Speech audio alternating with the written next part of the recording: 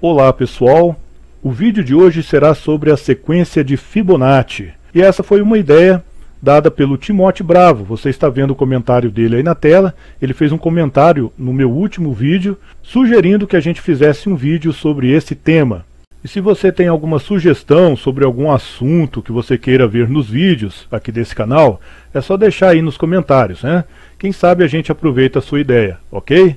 Bom, mas vamos ao que interessa. O que é a sequência de Fibonacci?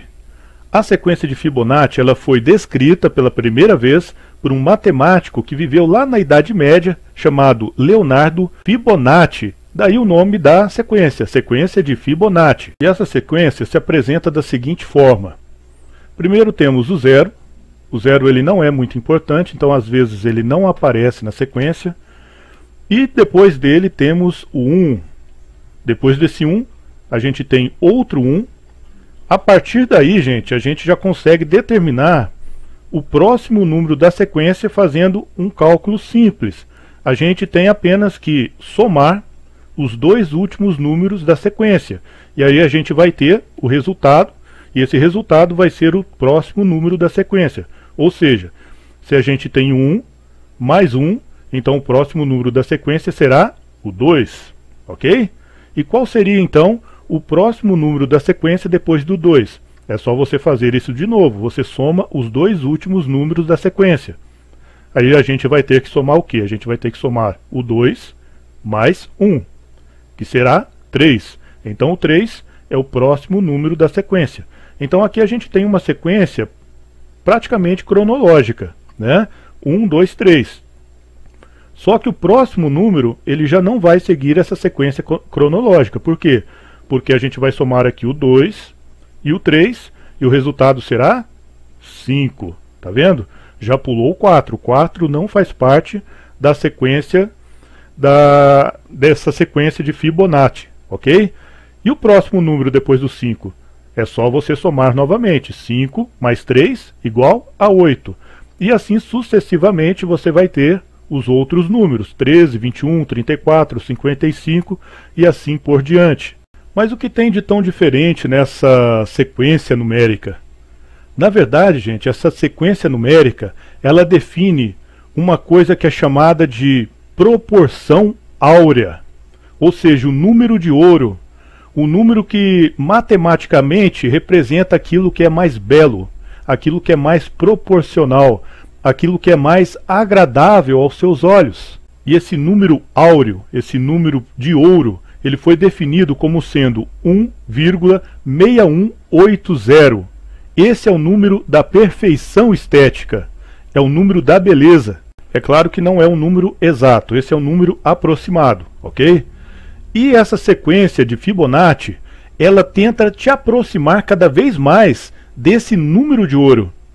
Ou seja, tudo aquilo que está enquadrado dentro dessa sequência de Fibonacci se torna mais belo aos olhos humanos, porque essa sequência numérica ela tem uma força sobre a nossa mente, ela tem uma influência muito interessante sobre a mente humana, porque tudo aquilo que está nessas proporções descritas, né, por essa sequência numérica se torna mais belo. E é muito fácil você notar que essa sequência numérica de Fibonacci ela tenta te aproximar desse número da perfeição estética. Basta você pegar dois números da sequência e dividir esses dois números, né? Dividir um pelo outro. Você vai ter sempre um valor aproximado ao número de ouro. E cada vez mais aproximado, né? Por exemplo, você pega ali o número 21 e divide pelo número 34. 34 por 21.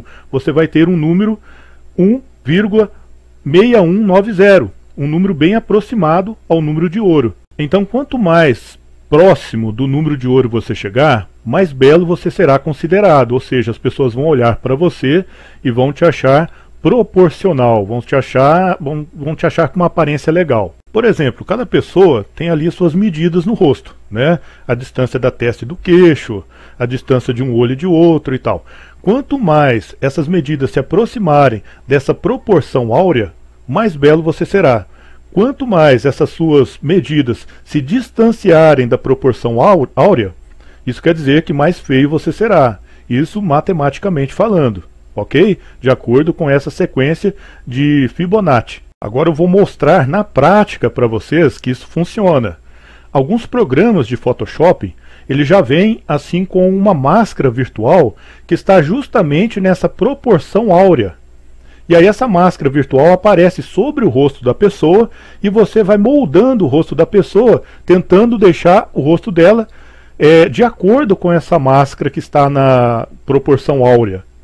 E tem um vídeo que eu vou colocar agora, que eles colocaram o rosto de uma modelo, e o cara ali que está mexendo no Photoshop, ele foi adequando o rosto da modelo a essa máscara.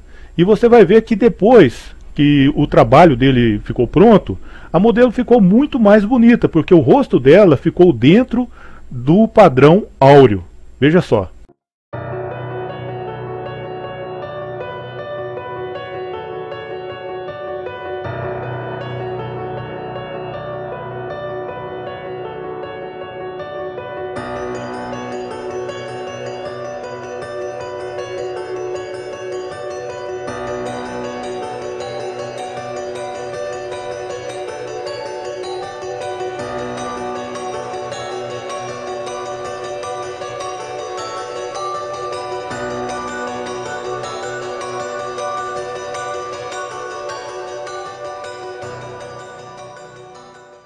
E os povos antigos, eles tinham noção sobre a proporção áurea.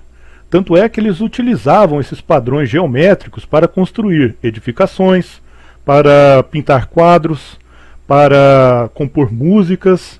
Pois é, os antigos gregos, eles construíram o Parthenon utilizando vários retângulos de ouro, vários retângulos nessas medidas, nessa proporção áurea. Os egípcios construíram suas pirâmides utilizando também o número de ouro. Alguns pintores renascentistas pintavam os seus quadros dentro dessas medidas do número de ouro. E até hoje, gente, muitas empresas elas usam essa proporção áurea em seus produtos para deixá-los mais agradáveis à visão do comprador. E tem muita coisa. Por exemplo, você já notou que todos os cartões de crédito eles possuem ali o mesmo tamanho, o mesmo formato geométrico? Isso não é à toa.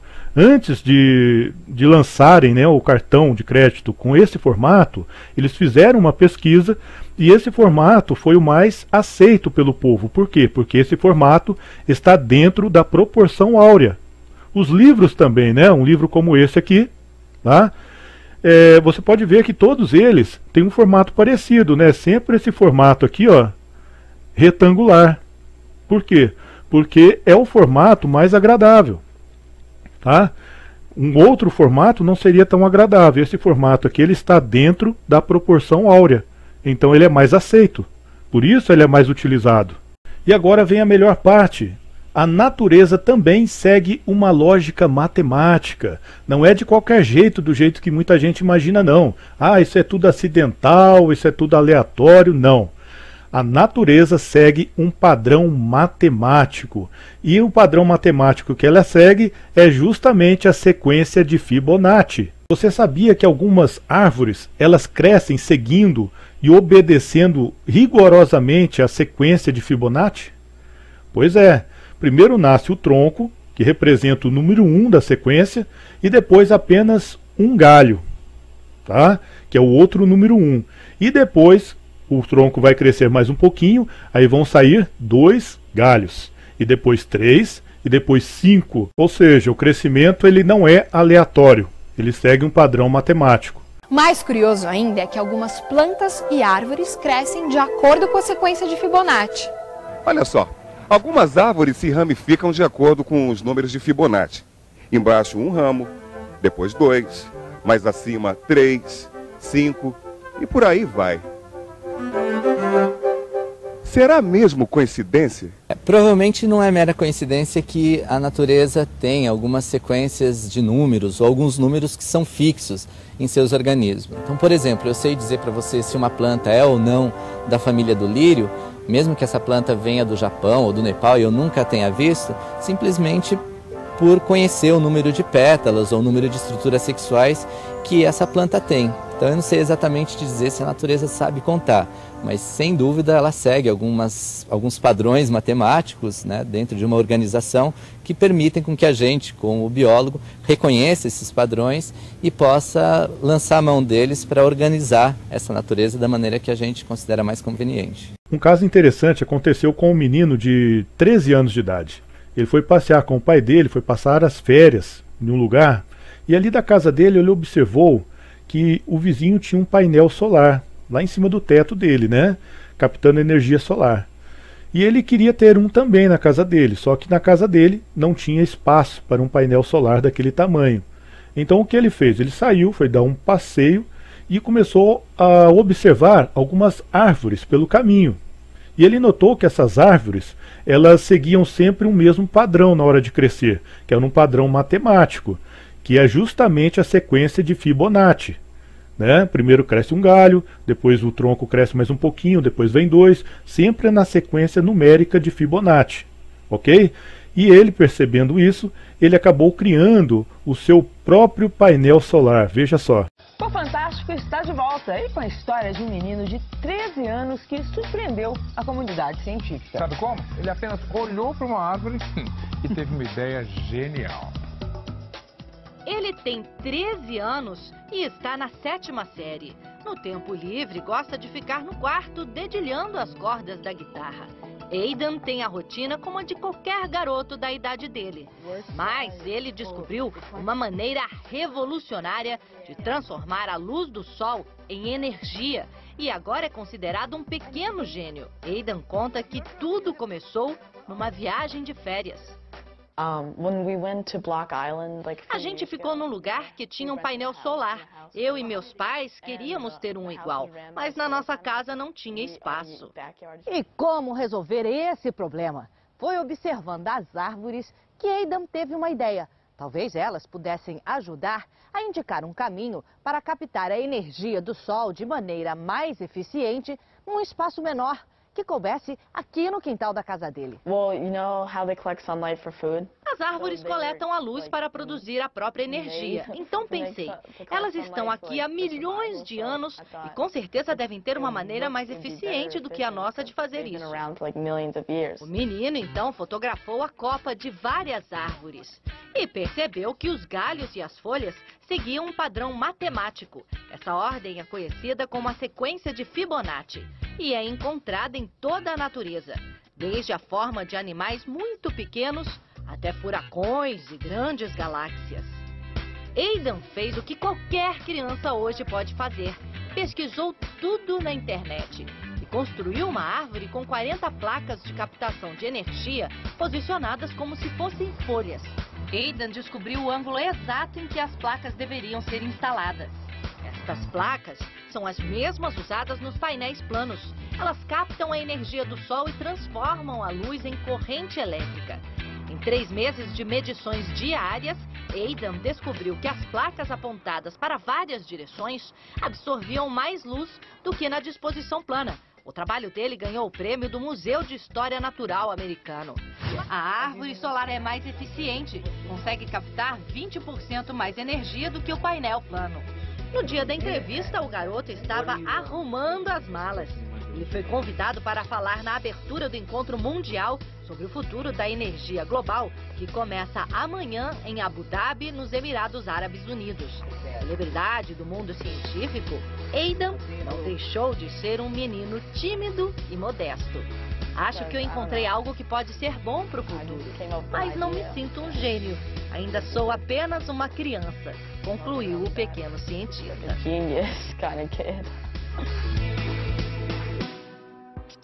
E outras plantas, elas crescem a partir de um ponto central chamado meristema. E a partir desse ponto, elas vão criando o quê? Elas vão criando espirais. E essas espirais, gente, elas são feitas de tal forma que todo o espaço é preenchido. Nenhum espaço é desperdiçado. É tudo muito bem feitinho, muito bem entrelaçado. E isso só é possível dentro dessa sequência de Fibonacci. Por isso mesmo essas plantas, elas seguem rigorosamente essa lógica matemática, esse padrão matemático. E se você tiver a curiosidade de contar quantas espirais existem saindo ali daquele meristema, ou seja, daquele ponto central de crescimento, a base do ângulo de ouro, você vai ver que a quantidade sempre vai bater com os números da sequência de Fibonacci. Se você observar essas plantas, né, que tem esse padrão de crescimento em espiral, como eu falei, você vai notar que o número de pétalas dela sempre vai corresponder com a sequência de Fibonacci. Umas vão ter 8 pétalas, outras vão ter 5, outras vão ter 13, mas nunca 4, nunca um número que não aparece na sequência de Fibonacci. Ou seja, a matemática, ela é precisa, né? Ela se liga de ponta a ponta.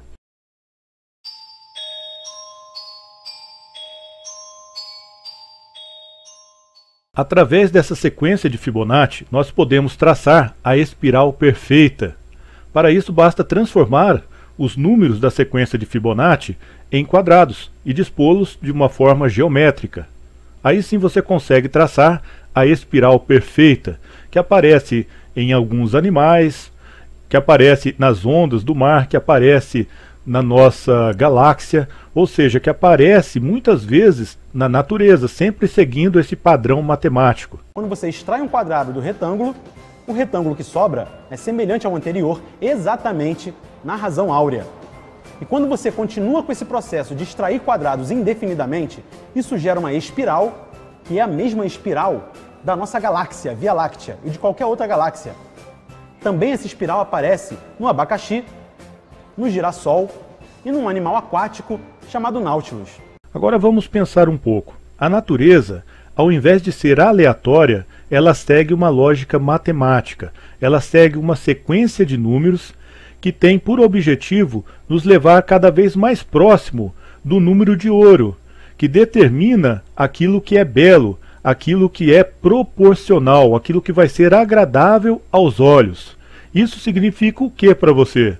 Para mim, isso significa que o Criador, ele tinha em mente criar algo bonito, algo que agradasse os nossos olhos quando a gente olhasse, né? Quando a gente observasse a natureza, a gente iria achar bonito. Por quê? Porque tudo segue esse padrão, essa lógica matemática que deixa a natureza realmente bela.